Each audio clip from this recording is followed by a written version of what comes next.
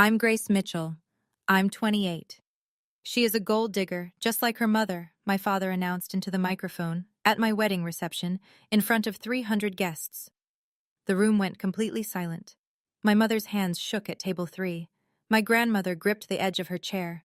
My brand new husband stood frozen beside the cake, and I, the bride in white, didn't cry. I didn't scream.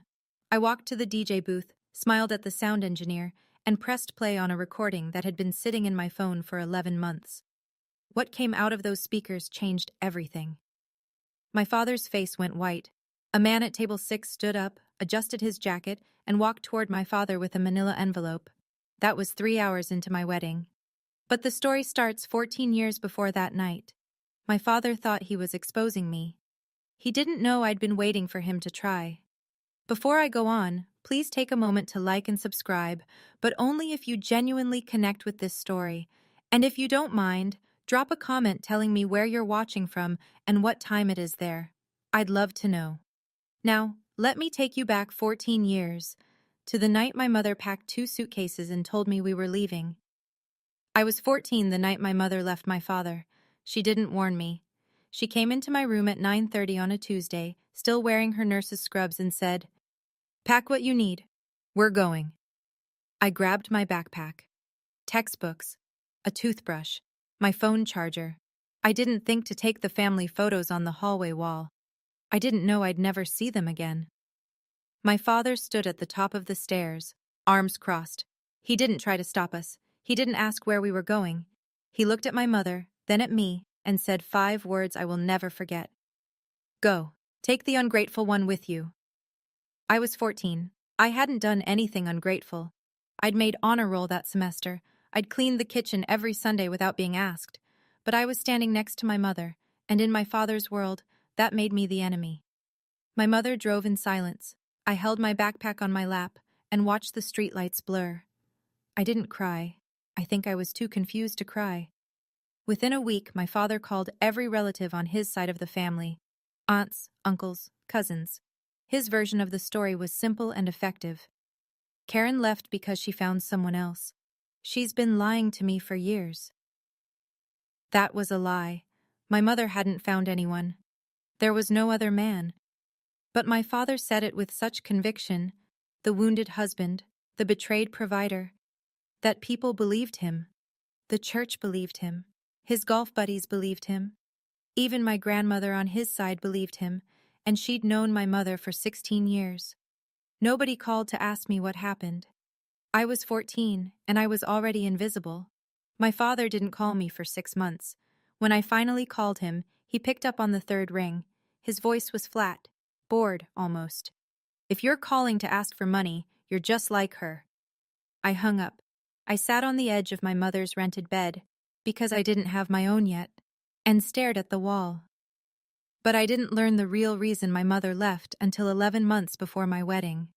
And when I did, it changed everything. My mother worked the night shift at St. David's Memorial, 12 hours, sometimes 14. She'd come home at 6 in the morning, make me toast, check my homework, and fall asleep on the couch still in her scrubs.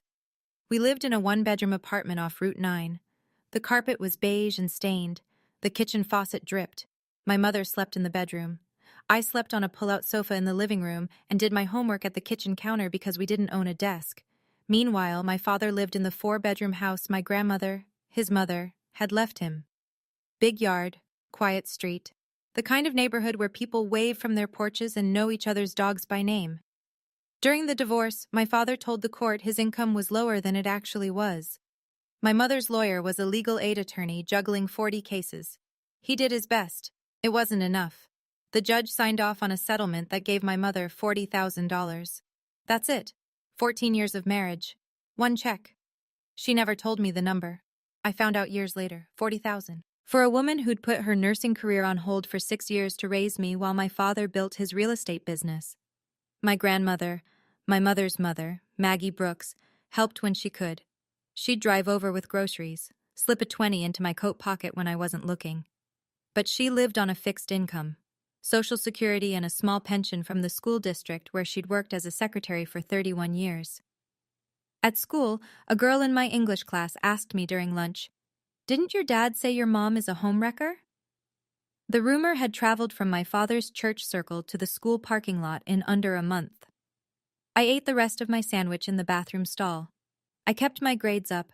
I didn't have a choice. Scholarships were my only way out. And when the acceptance letter came, full ride, state university, my mother held it in both hands and cried harder than the night we left. My father didn't know I'd been accepted. I didn't tell him. He never asked. Your mother didn't leave because she's weak, sweetheart, my grandmother told me once, sitting at her kitchen table. She left because she's brave. I wanted to believe that. It took me a long time.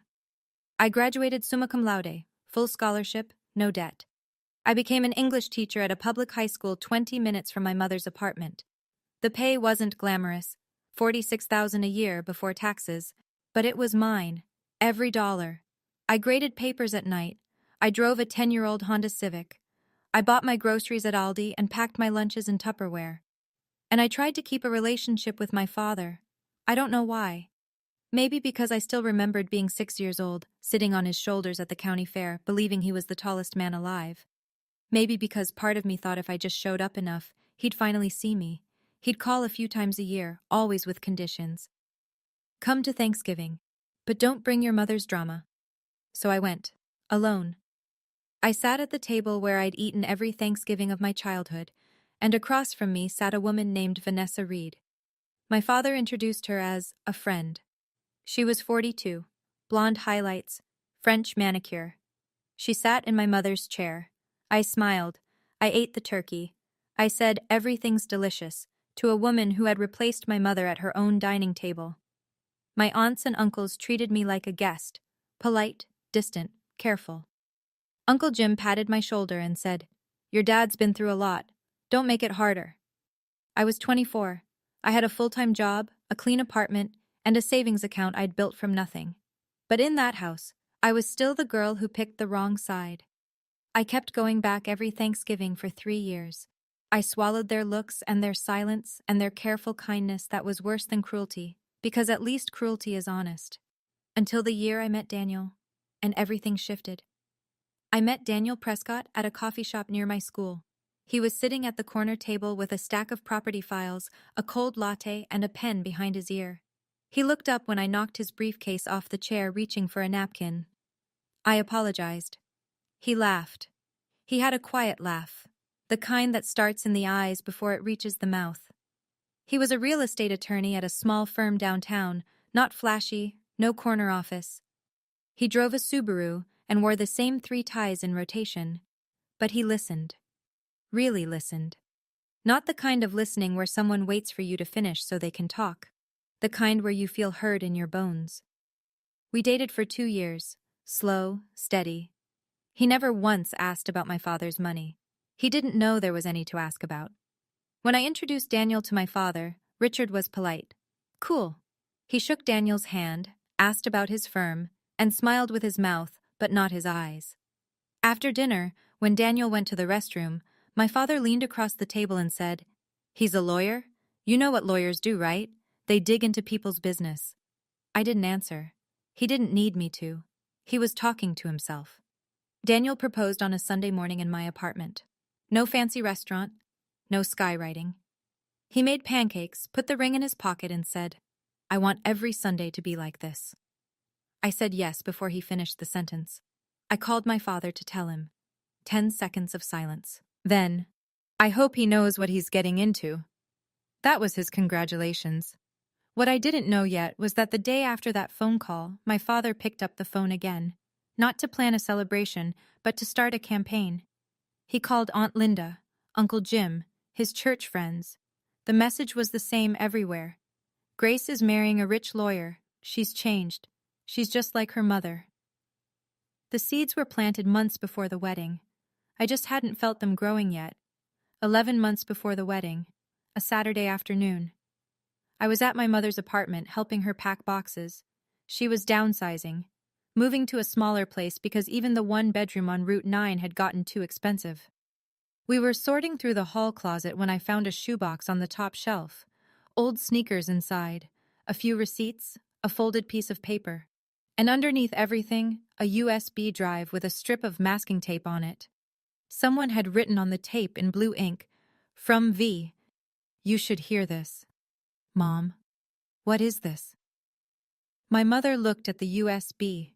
Her face went still, not surprised, not confused. Still, the way a person gets when something they buried a long time ago comes back up through the dirt. "Put it back, Grace." "What is it?" She didn't answer. She reached for it. I pulled my hand away. I went to the kitchen, opened my laptop, plugged in the USB, one audio file, 3 minutes and 12 seconds. I pressed play. My father's voice filled the room, slightly slurred, late at night from the sound of it. He was leaving a voicemail for Vanessa. She hadn't picked up. "Hey babe, it's me. Karen's lawyer is useless. I moved the house, Mom's house, into the LLC last month. She'll never find out. By the time the judge signs off, it's done." I stopped breathing. "And Grace? Don't worry about her. She's an ungrateful brat. She chose Karen. Fine, she gets nothing, just like her mother." His voice kept going, casual, almost cheerful. "Once this is settled, you move in. This house is ours. Karen will never know." The file ended. Silence. I sat on my mother's kitchen floor and played it again, and again. The third time I wasn't listening for the words anymore. I was listening for the man I thought I knew. And he wasn't there. My mother stood in the doorway. She was crying. "Vanessa sent that to me after she and your father broke up," she said quietly. "I think she wanted to hurt him, or help me. I don't know. I kept it because I was afraid to use it, and I was afraid to throw it away." I sat on that floor for 2 hours. Then I called Daniel. "I need you to look at something," I said, "as a lawyer." Daniel came over that night. I handed him the USB without saying anything. He plugged it in, pressed play, listened with his hands folded on the table, the way he does when he's processing something serious. When it finished, he didn't speak for a long time. Then he opened his laptop and pulled up the county assessor's website, public property records, the kind anyone can search if they know where to look. It took him 11 minutes. "Grace," his voice was careful, "your grandmother's house, the one your father lives in, it was transferred into an LLC 18 months before the divorce was finalized. The LLC is registered to your father and a woman named Vanessa Reed." He turned the screen toward me. There it was, black and white, public record. The house my grandmother had left to my father, appraised at $680,000, had been quietly moved out of his name and into a shell company before the court ever divided anything. My mother received $40,000 in the divorce. She should have received half. "This is fraud," Daniel said. "Your mother can file a civil suit to recover her share. The voicemail isn't definitive on its own, but combined with the property records, it's strong." I drove to my mother's apartment the next morning.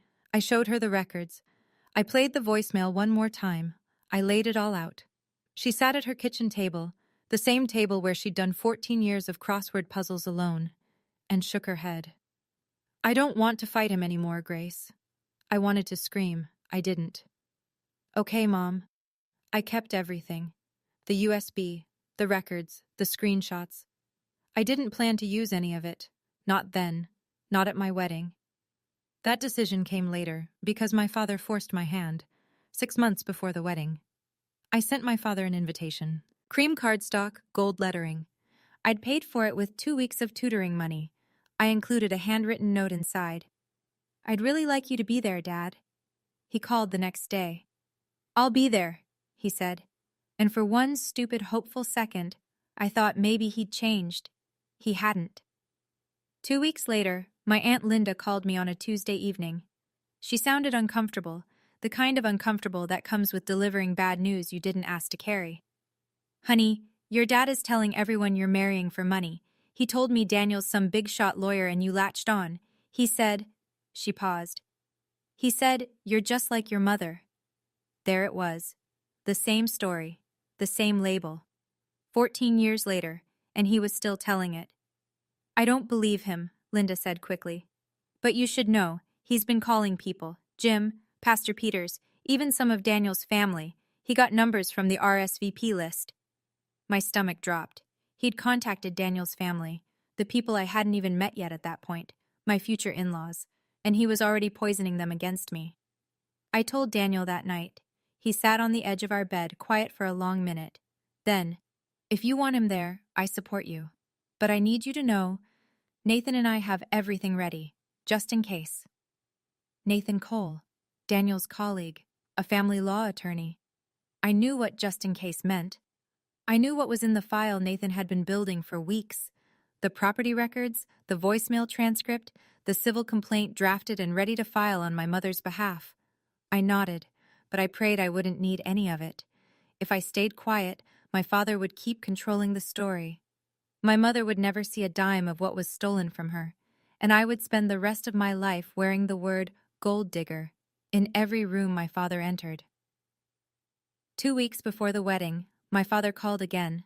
What he said made me stop hoping. The call came on a Wednesday night. I was grading essays at the kitchen table. Daniel was reading on the couch. My phone buzzed. "Dad," I picked up. "I'm doing the father's toast," he said. "No greeting, no small talk. It's tradition." "Of course, Dad." "And I want to talk to the wedding planner. I have things I need to coordinate."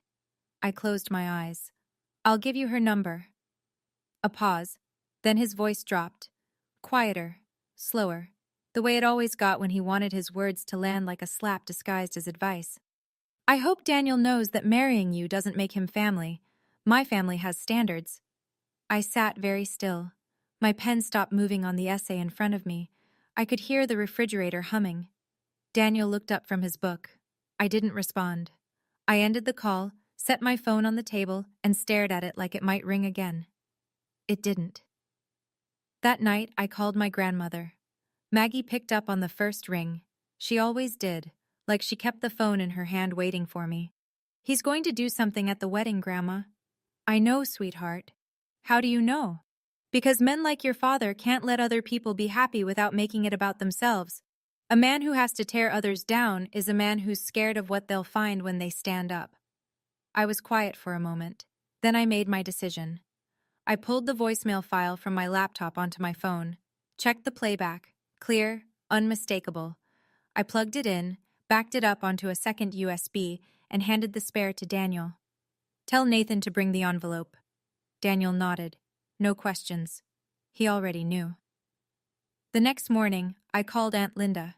She picked up fast, like she'd been expecting to hear from me. "Linda, you said Dad was practicing his toast.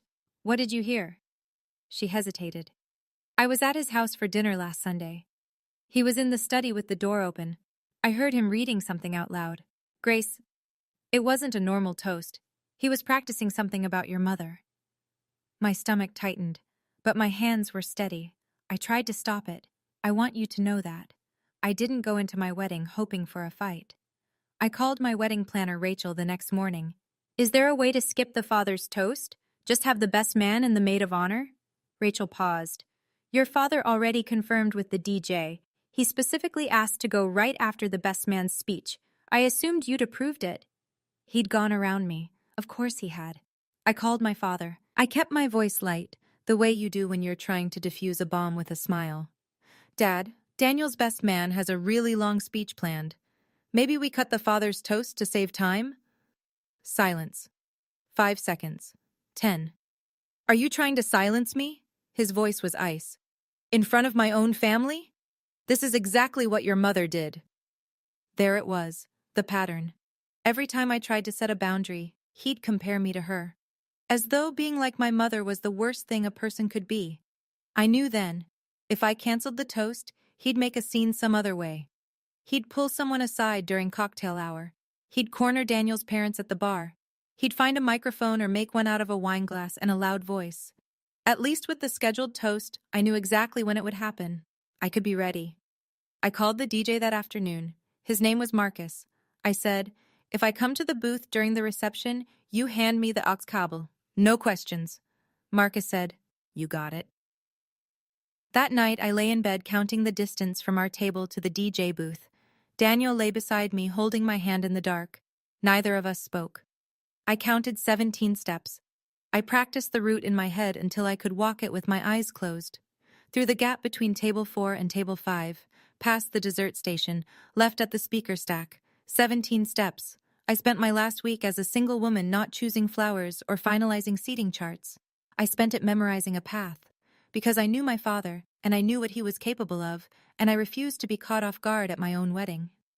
The morning of my wedding was bright and still. October sun. No wind. The kind of day that makes you think the universe might be paying attention. I stood in the bridal suite at Carver Estate, a converted barn venue 20 minutes outside the city, white beams, string lights, long wooden tables, and looked at myself in the mirror. My mother stood behind me, adjusting a pin in my hair. Her fingers were gentle, steady. She'd been a nurse for 20 years. Steady hands were the one thing life hadn't taken from her. "You look beautiful, baby," she said. I covered her hand with mine. In the mirror, we looked alike. Same jaw, same dark eyes. I used to hate that resemblance because my father treated it like proof of something rotten. Now I wore it like armor. I pulled my phone from the vanity, opened the audio file, tapped play for half a second, just long enough to hear the first syllable of my father's voice, then stopped. Battery at 100%, Bluetooth backup speaker in my maid of honor's clutch, USB with Daniel. My phone buzzed. A text from Daniel. "Nathan's at table 6, envelope in his jacket, ready." I typed back a heart, put the phone in the hidden pocket my seamstress had sewn into the left seam of my dress. I'd asked for it a month ago. She'd raised an eyebrow but didn't ask why. I walked out. 300 guests filled the ceremony lawn. White chairs, hydrangeas along the aisle. The string quartet played something I don't remember. Everything was beautiful. Everything was ready. I passed my father in the hallway.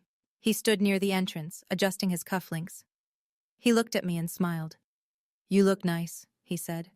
"Not beautiful. Not, I'm proud of you." "Nice." I smiled back, kept walking. The ceremony was perfect. The vows, the rings. Daniel's voice cracked when he said, "I do." And the whole crowd laughed, and I loved him so much in that moment that I almost forgot what was coming. We kissed. People cheered. We walked back up the aisle together, and for a few minutes I let myself believe that maybe my father would surprise me. Maybe the toast would be kind. Maybe this one time he'd choose his daughter over his ego. The reception started. Cocktails, dinner, toasts from the best man and the maid of honor.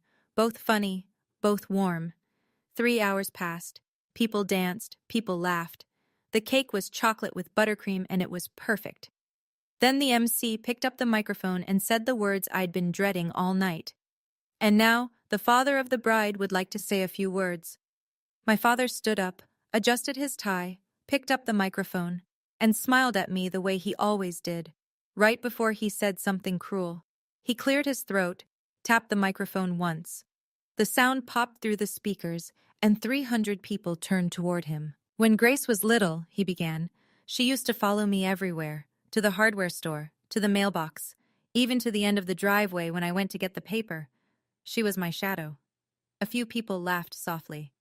An older woman at table 12 said, "Aw," loud enough for the whole room to hear.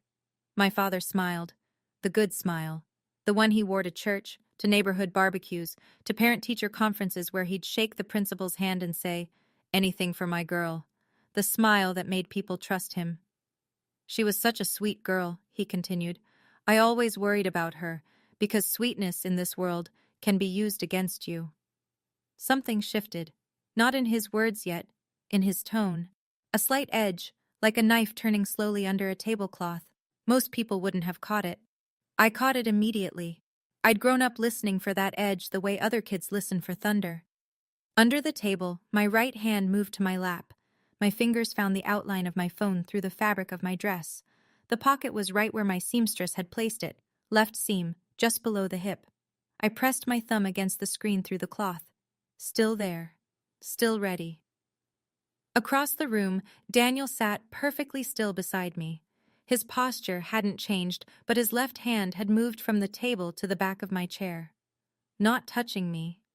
Just there. Close enough to feel. I glanced, quickly, casually, the way you check a clock, toward table 6. Nathan Cole sat between Daniel's college roommate and a woman from my school's front office. He was cutting his steak, jacket on despite the warm room. He looked like any other guest. That was the point. My father raised his glass. But I need to be honest tonight, because honesty is something this family has always valued. 300 people held their glasses, waiting. I held my breath. Grace grew up with certain influences. He let the word hang. Influences. The way someone might say contamination if they were trying to sound polite about it. After her mother and I separated, she chose a path, and I respected that. He paused, pressed his lips together. The wounded father. The man who tried, even when it hurt. A few guests shifted in their seats. Someone at table 7 set down their fork. The room was still smiling, but the smiles were thinner now. The kind people hold when they're not sure what's coming, but sense they should brace. I watched my daughter become someone I didn't recognize, and when she brought home a lawyer, he stopped, turned his head slowly toward Daniel, held the look for 3 full seconds, then a smile, cold, small, deliberate. Well, let's just say I had questions. Murmurs, soft ones. A woman at the table behind me whispered something to her husband. I couldn't hear what. I didn't need to. I could feel the room recalibrating, the way a crowd does when it realizes a toast is becoming something else entirely. At table 3, my mother's knuckles were white around her linen napkin. Beside her, my grandmother placed her hand over my mother's, gently, firmly, the way you'd hold someone's wrist to check a pulse. I looked down at my plate, breathed in through my nose, counted in my head. Not the steps this time, just seconds, buying myself steadiness. Under the table, Daniel leaned toward me, his mouth close to my ear, so quiet that no one else in the world could have heard it. 17 steps, I'll be right here. I nodded, once, small, and I waited, because my father wasn't done, and I needed him to finish. I needed every person in that room to hear exactly who he was before I showed them proof. My father's voice rose, confident now, feeding on the silence the way he always had. Because in my experience, when a young woman suddenly upgrades her lifestyle, the murmurs were louder now, not agreement, discomfort, chairs creaking, eyes darting, the sound of a room holding its breath and hoping someone would intervene. No one did. My father looked directly at me, not at the crowd, not at Daniel, at me, the way he used to look at me across the dinner table when I was 14 and said something he didn't like, that flat, appraising stare that told me I had already been found guilty. He spoke slowly, every syllable deliberate, as though he'd rehearsed this exact rhythm in front of a mirror. I want everyone here to know the truth. My daughter, she is a gold digger, just like her mother. Silence. Not the polite kind, not the pause between speeches kind. The silence of 300 people collectively losing the ability to speak. A glass clinked somewhere. Someone's hand had knocked it, and the sound was so loud it might as well have been a gunshot. At table 3, my mother made a sound. Quiet. Involuntary. Like the air had been pulled from her chest. Her tears came, but she didn't move. She sat perfectly still, the way she'd trained herself to sit through every insult for 14 years. My grandmother started to rise. My mother's hand found her arm and pulled her back down. Daniel's best man, Kyle, set his whiskey glass on the table so hard the ice rattled. His jaw was tight. He looked at Daniel. Daniel shook his head once. Not yet. My father didn't stop. The silence fed him. I'd seen this before. The way quiet made him louder, braver, more certain he was right. Daniel, if you're smart, you'll get a prenup, because this woman will take everything you have. He paused, smiled. It's in her blood. I set my napkin on the table. I stood up. The chair slid back behind me, a soft scrape on the hardwood that seemed to echo across the entire room. 300 faces turned toward me, some horrified, some frozen, some looking away, ashamed for having witnessed this but unsure what to do about it. I didn't look at my father. I walked toward the DJ booth. 1, 2, 3. I didn't walk toward my father. I didn't need to. The speakers would carry everything I needed them to hear. 4, 5, 6. The room watched me walk. In a wedding dress, every movement is amplified. The fabric catches light. The train drags across the floor with a whisper that sounds louder than it should. I could feel every set of eyes tracking me like I was the last visible thing in the room. My father's voice followed me through the speakers.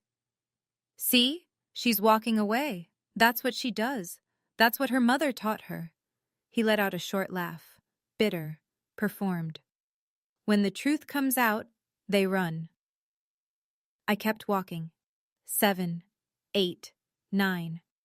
At the edge of the room, Rachel, my wedding planner, pressed her walkie-talkie to her lips and whispered something. A server near the kitchen door froze mid-step, holding a tray of champagne at a tilt. 10, 11, 12. My father was still talking. He thought I was leaving. He thought I was going to the bathroom, or outside, or to the car. He thought this was a victory, the daughter retreating, the father reclaiming the room. That's the thing about people who've controlled the story for 14 years. They stop imagining anyone else might have one. 13, 14, 15. Marcus, the DJ, saw me coming. He was already reaching for the aux cable. I'd told him one thing, weeks ago. If I come to the booth, no questions. He kept his word. 16, 17. I stopped at the booth, took the cable. My hands were steady, but my heart was somewhere near my throat. I pulled the phone from the pocket in my dress, plugged it in. The screen lit up. The audio file ready, the play button waiting under my thumb. I turned around. 300 people stared at me.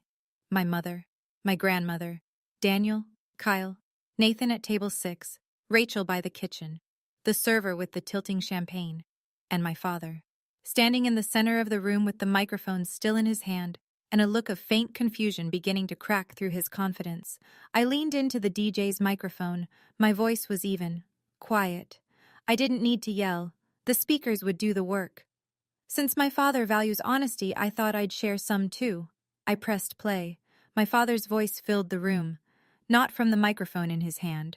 From the speakers. All of them. Surrounding him. "Hey babe, it's me." He recognized it before anyone else did. I saw the moment. His shoulders stiffened, his grip on the microphone tightened, and the color began to leave his face, starting at his forehead and moving down like a shade being drawn. "Karen's lawyer is useless. I moved the house, Mom's house, into the LLC last month. She'll never find out. By the time the judge signs off, it's done." The room didn't gasp. It went still in a different way than before. Deeper, heavier. Before, they'd been shocked by cruelty. Now they were hearing a confession, and everyone knew whose voice it was. A man at table 8 leaned forward with both hands on the table, as though he needed to physically anchor himself. A woman near the back, one of my father's church friends, brought her fingers to her mouth. Aunt Linda sat at table 11 with both eyes closed. My father's recorded voice kept going. Casual, almost cheerful, talking about his own daughter the way you'd talk about a stray cat that wandered into the yard. "And Grace? Don't worry about her. She's an ungrateful brat. She chose Karen. Fine. She gets nothing. Just like her mother." I watched the room receive those words. 300 people hearing a man call his daughter an ungrateful brat on a voicemail to his mistress, the same man who'd just called her a gold digger 10 seconds ago from this very spot. The pattern was visible now. Not an opinion, a campaign. "Once this is settled, you move in. This house is ours. Karen will never know." The file ended. The speakers hummed into silence. My father stood in the center of 300 staring faces. The microphone was still in his hand, but he wasn't holding it up anymore. It hung at his side like something he'd forgotten he was carrying. He opened his mouth. Nothing came out. Nobody clapped. This wasn't a movie. This was a wedding reception where 300 real people had just heard a real man confess to fraud on a voicemail meant for his girlfriend. The room fractured the way rooms do when something irreversible happens. Not all at once, but in pieces. A man at table 10 pushed back his chair and stared at the tablecloth. 2 women near the bar whispered to each other, one shaking her head slowly. A teenager at the family table, one of my cousins, looked at his mother with wide, unblinking eyes. Aunt Linda sat at table 11 with her hand over her mouth. She didn't move it. Uncle Jim stared straight ahead, his jaw working but no words forming. Pastor Peters, 3 seats down, had removed his glasses and was pressing his thumb and forefinger against the bridge of his nose, the way you do when you need to rethink everything you've believed about someone. At table 9, my friend Carla was crying. Not loudly, just tears running down her face while she gripped her husband's hand under the table. My father found his voice, hoarse, fast. That's taken out of context. She manipulated the... I spoke into the DJ microphone. Calm, no tremor. That voicemail is 3 minutes long. Everyone just heard all of it. There is no context that makes it okay. He turned, searched the room, looking for backup, looking for a single face that might nod, might agree, might rescue him the way this town had rescued his story for 14 years. Uncle Jim looked away. Pastor Peters didn't raise his head. The church friends at table 8 studied their plates like they held the answers to something. This is my daughter's wedding and she's trying to destroy me. No, Dad. My voice didn't waver. This is my wedding, and you decided to make it about yourself. I just leveled the field. He stared at me. For the first time in my life, my father had nothing to say. And then a chair moved at table 6. Nathan Cole set his napkin on the table. He stood the way lawyers stand, unhurried, deliberate, as though the room had cleared a path for him before he'd even taken a step. He buttoned his jacket with one hand. The other reached inside the left breast and withdrew a manila envelope. Standard size, nothing dramatic, the kind you'd see on any desk in any office in America. He walked toward my father. His shoes were quiet on the hardwood. The room tracked him the way it had tracked me. 300 people watching someone cross a room and understanding, somehow, that what was about to happen would make this night permanent. My father looked at Nathan. He didn't recognize him. Why would he? Nathan was a name on a table card. A +1. Nobody. Who the hell are you? Nathan stopped 3 feet from my father. Professional distance. Eye contact. Nathan Cole, attorney at law. I represent Karen Mitchell in the matter of Mitchell versus Mitchell, a civil action for fraudulent concealment of marital assets. He extended the envelope. My father didn't take it. His hands stayed at his sides, the microphone still dangling from the right one like a dead weight. Nathan placed the envelope on the nearest table, beside a half-eaten slice of cake and a glass of water with a lemon wedge. You've been served, Mr. Mitchell. The words landed in the silence like a stone dropping into a well. You could almost hear the impact reach the bottom. My father looked at the envelope, then at me, then at Daniel, then back at the envelope, as though staring at it long enough might make it disappear. He set the microphone on the table. Slowly, the way you put something down when you know you've lost the right to hold it. Then he turned and walked toward the exit, not fast, not slow, the walk of a man leaving a room where no one was going to ask him to stay. The door closed behind him. A soft click that carried through the silence like a period at the end of a sentence. 5 seconds, maybe 10. The room held still. Then Marcus, the DJ, God bless him, looked at me from the booth. I nodded. The opening notes of At Last by Etta James filled the room. That song. My mother used to hum it to me on the pull-out sofa after we left. My grandmother would sing the chorus while she made tea on Sunday mornings. It wasn't our wedding song. It was something older, something deeper, a song about waiting and the waiting finally being over. Daniel stood up, walked to me, offered his hand. His eyes were red, but his voice was steady. May I have this dance? We danced. I don't remember the steps. I remember his hand on my waist, and the way the room slowly began to breathe again around us. A few couples stood and joined us on the floor, not because the mood was right, but because they understood that the kindest thing they could do was help this wedding feel like a wedding again. I was trembling. I hadn't noticed it until we were dancing, and then I couldn't stop. Not my hands, my whole body, ribs, shoulders, knees, shaking the way you shake after a car accident, when the danger is over, but your body hasn't gotten the message. Daniel held me tighter, didn't say a word, just held. When the song ended, I walked back to the DJ's microphone. My voice was hoarse now, but I didn't try to hide it. I owe everyone here an apology for the disruption. This is not how I imagined tonight. I took a breath. My father and I have a complicated history.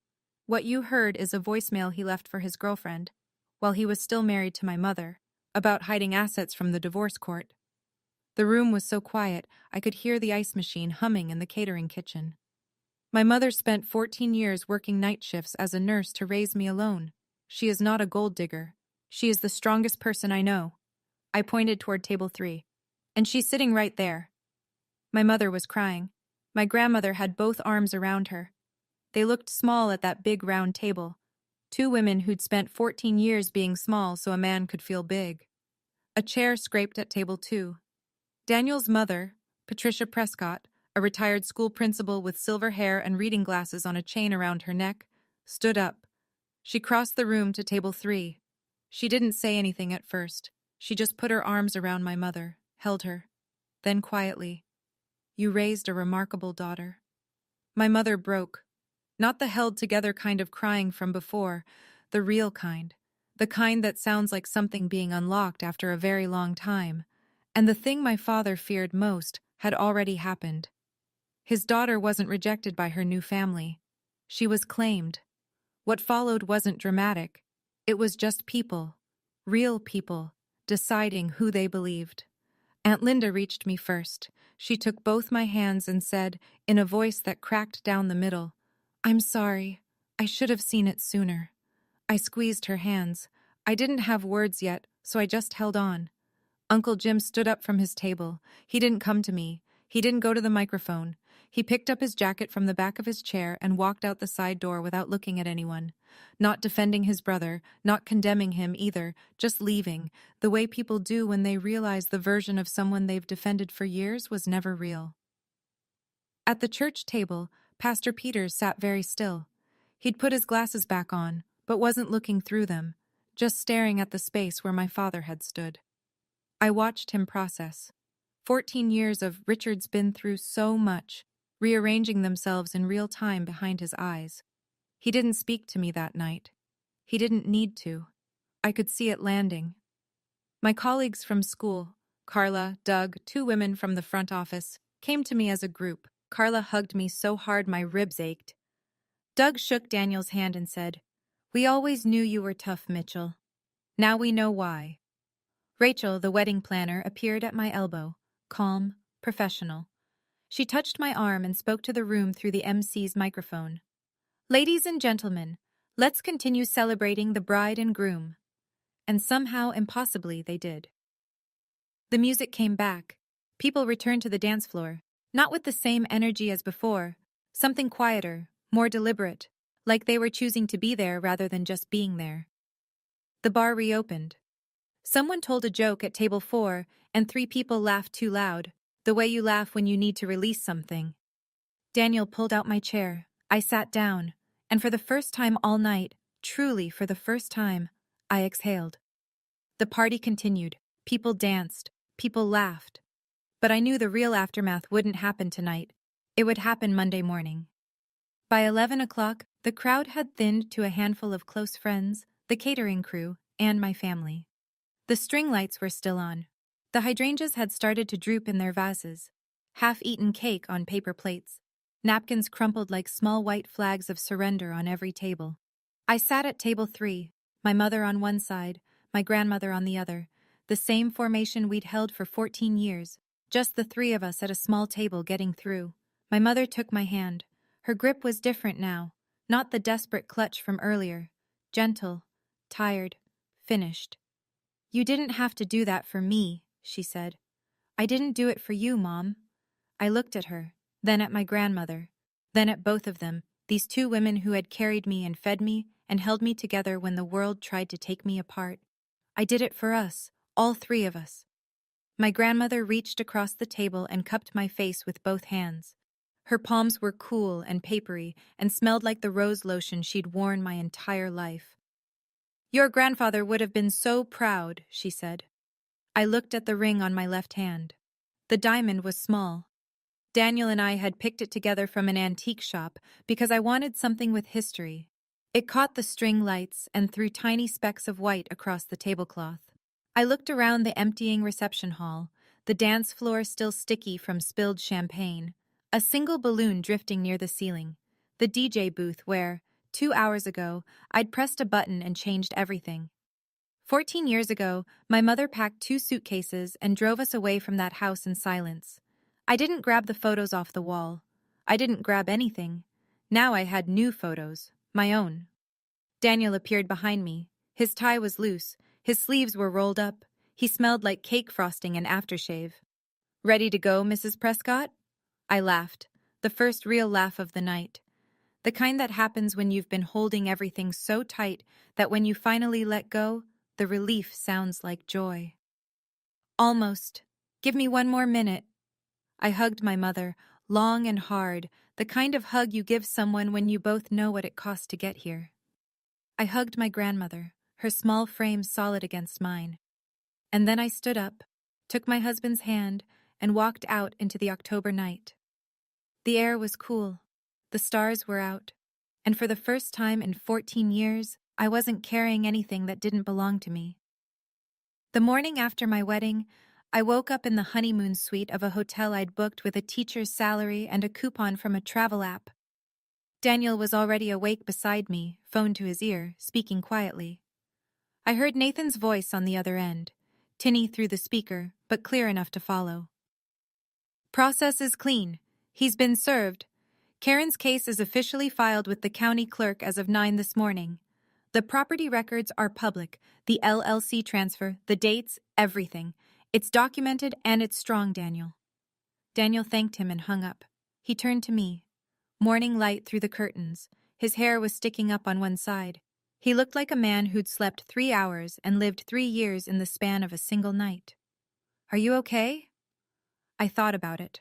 Not the polite version, the real one. "I think so.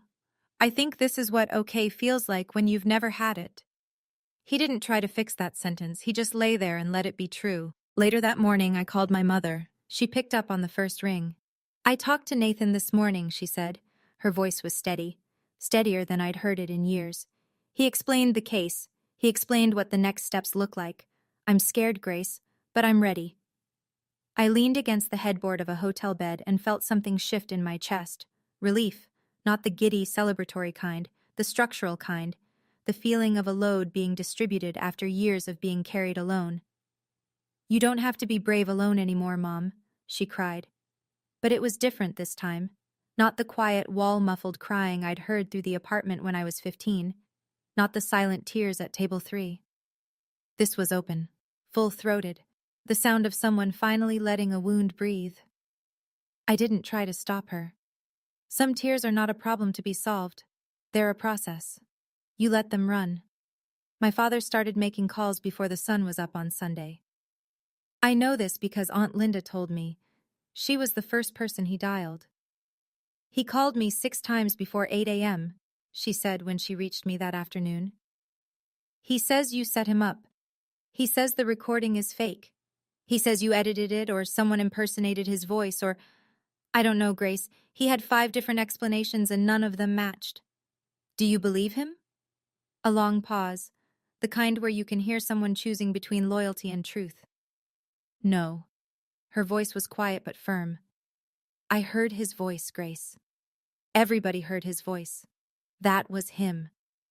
My father called Uncle Jim next, then Pastor Peters, then 3 couples from the church hospitality committee and a deacon named Frank who my father played poker with on Thursday nights. The pitch was the same everywhere. Grace is manipulative. She planned this. She's doing exactly what her mother did. But here's the thing about a voicemail played through high-quality wedding venue speakers in front of 300 witnesses. You can't unhear it. Every person in that room had listened to Richard Mitchell, in his own voice, describe how he'd hidden a $680,000 house from the divorce court, call his daughter an ungrateful brat, and promise his girlfriend a future built on stolen assets. No amount of phone calls could rewrite that. By Tuesday, Pastor Peters called my mother, the first time in 14 years. "Karen, I owe you an apology." His voice was heavy, old-sounding, even though he was only in his 60s. "I believed Richard's version for too long. I'm sorry." My mother was quiet for a moment. She set the phone down, looked out the window at the parking lot of her apartment complex, then picked it up again. Thank you, Pastor. That means more than you know. She didn't say anything else. She didn't need to. An apology 14 years late isn't a cure. But it's an acknowledgement that the wound was real. And sometimes that's the part that takes the longest to arrive. Meanwhile, Richard discovered the source. He'd called Vanessa Reed. And her number was disconnected, changed, gone. The woman he'd trusted with his secrets had handed those secrets to the woman he'd betrayed, and then vanished from his life completely. He was calling into voids now, every line dead, every ally silent, every door he'd spent years propping open, closed. 2 weeks after the wedding, Nathan called a three-way with me and my mother. He was all business, no pleasantries, no dramatic pauses, just facts. Richard's attorney reached out this morning. They want to settle out of court. Nobody was surprised.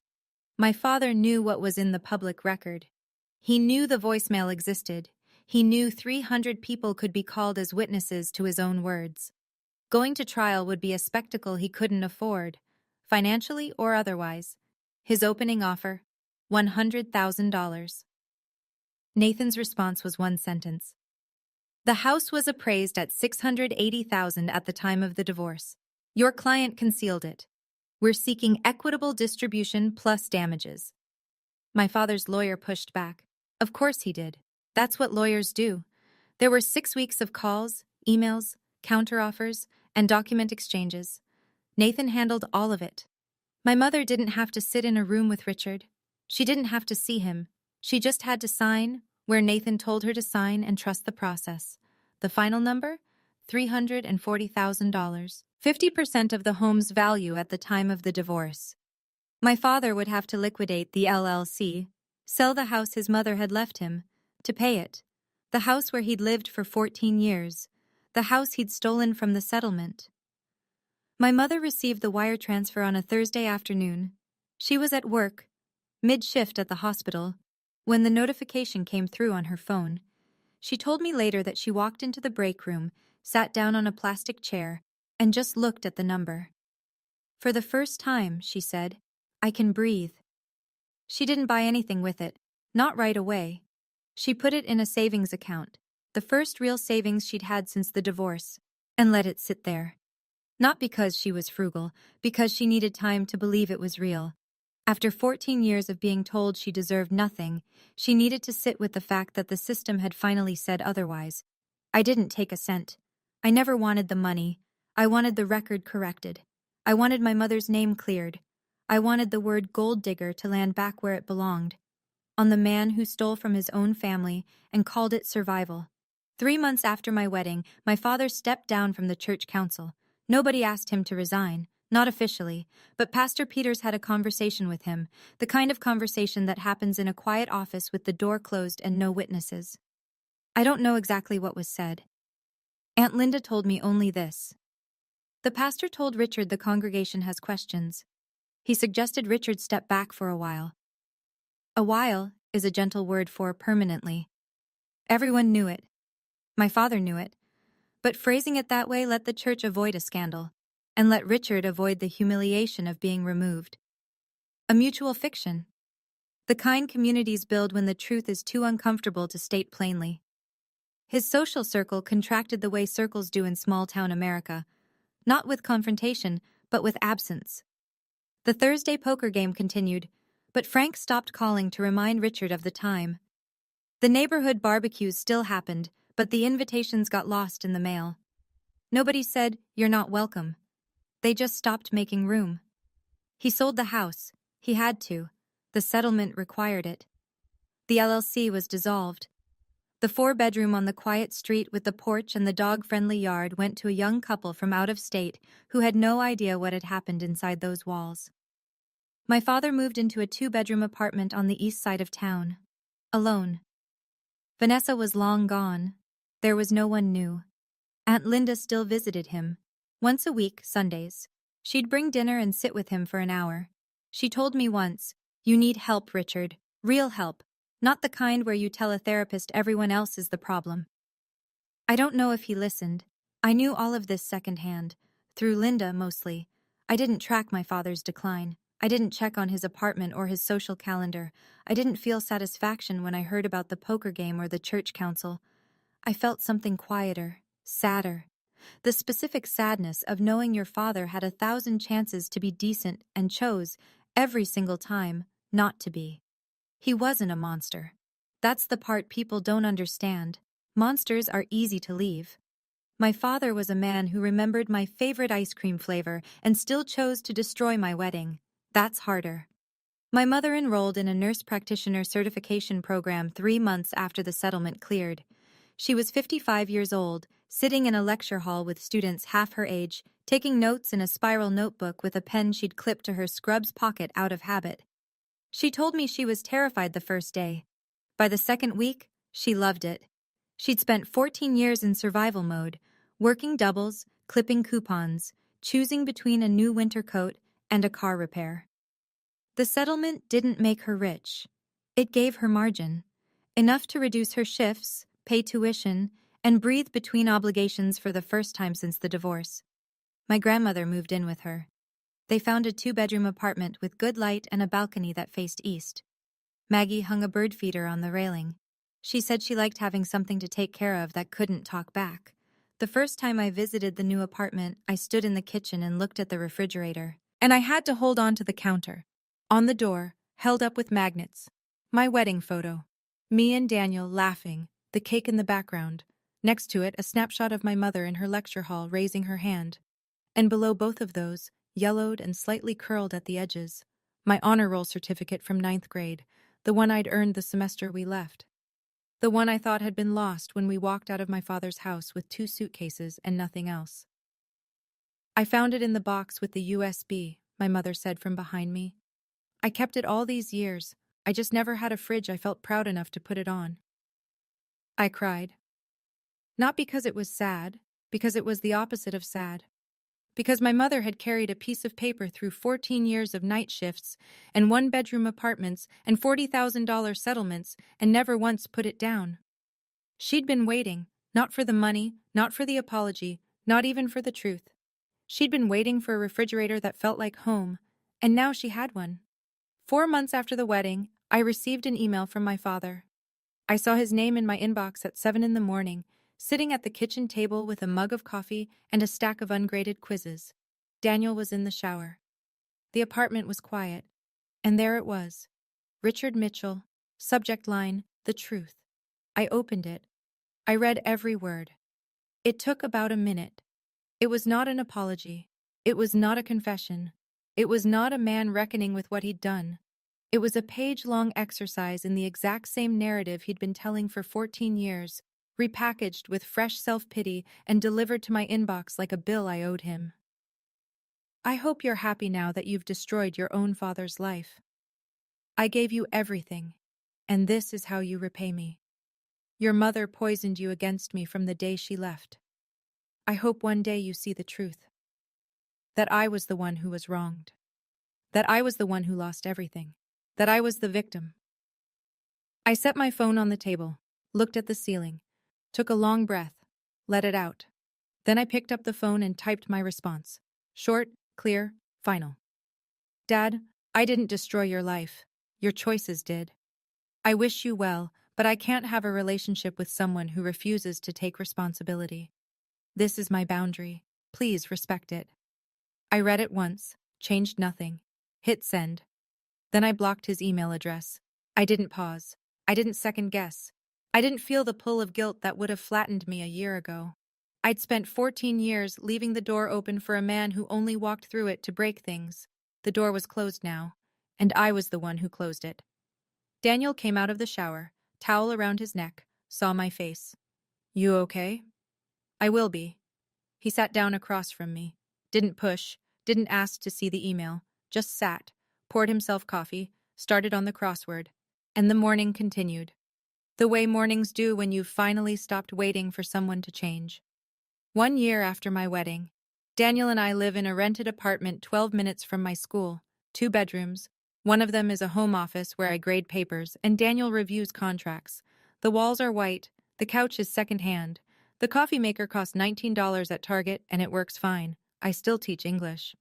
10th graders. I still pack my lunch in Tupperware and eat it in the faculty lounge next to a woman named Denise who talks about her cats like they're senators. I still drive the Honda Civic, though it now has 163,000 miles and a rattle in the dashboard that Daniel swears he'll fix on Saturday but never does. Nothing has changed on the outside. Everything has changed underneath. I sleep through the night now. I hadn't realized I wasn't sleeping until I started. The difference was like putting on glasses for the first time and understanding that trees have individual leaves. I don't lie in bed counting the ceiling tiles. I don't rehearse conversations with my father at 2 a.m. I don't check my phone in the morning with a knot in my stomach, bracing for whatever he might have texted. The knot is gone.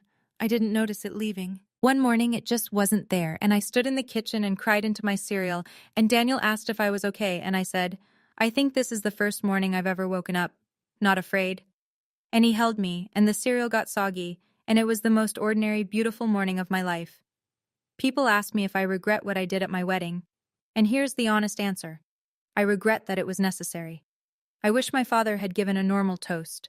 I wish he'd said, I'm proud of you. I wish the voicemail didn't exist. But it does.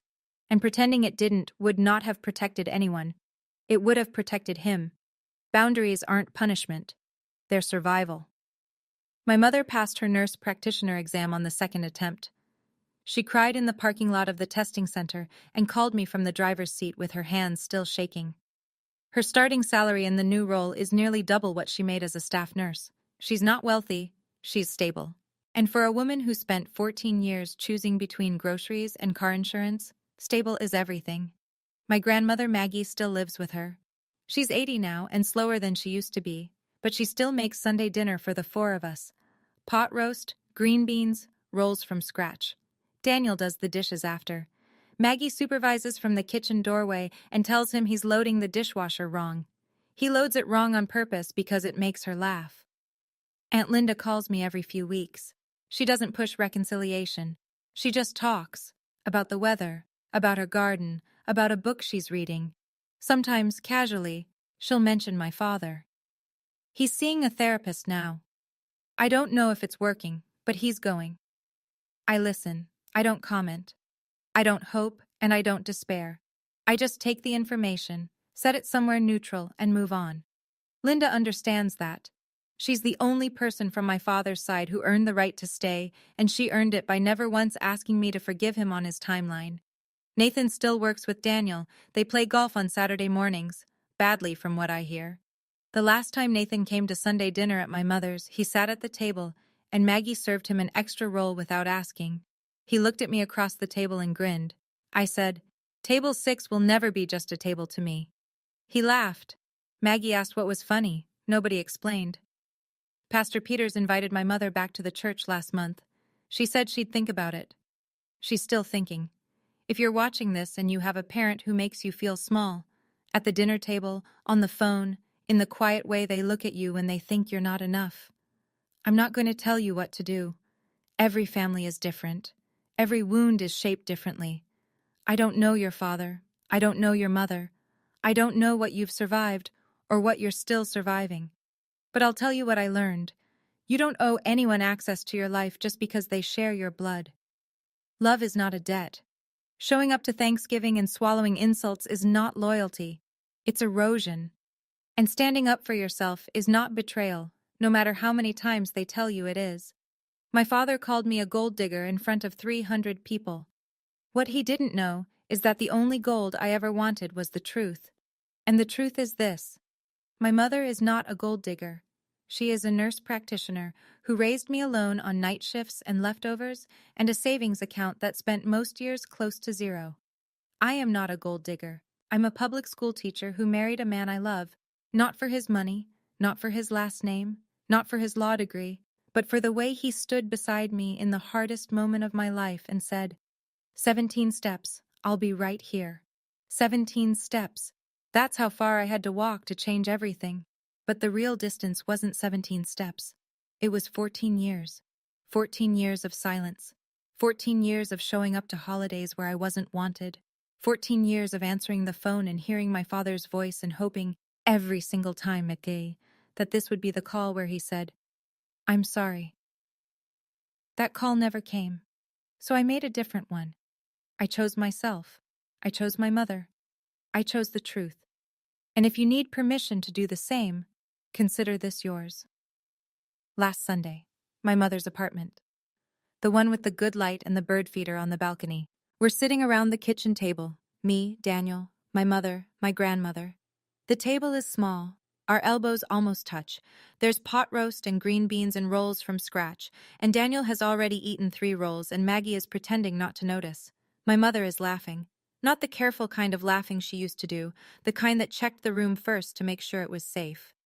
Real laughing. Loud.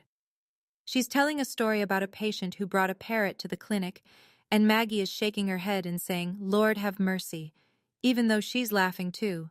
And Daniel is wiping his eyes with a napkin because he's laughing so hard he can't breathe. I'm just sitting here, watching them. On the refrigerator behind my mother's head, our wedding photo, slightly crooked. Her nurse practitioner certificate in a cheap gold frame. And below both, held up by a magnet shaped like a sunflower, my honor roll certificate from 9th grade, yellowed,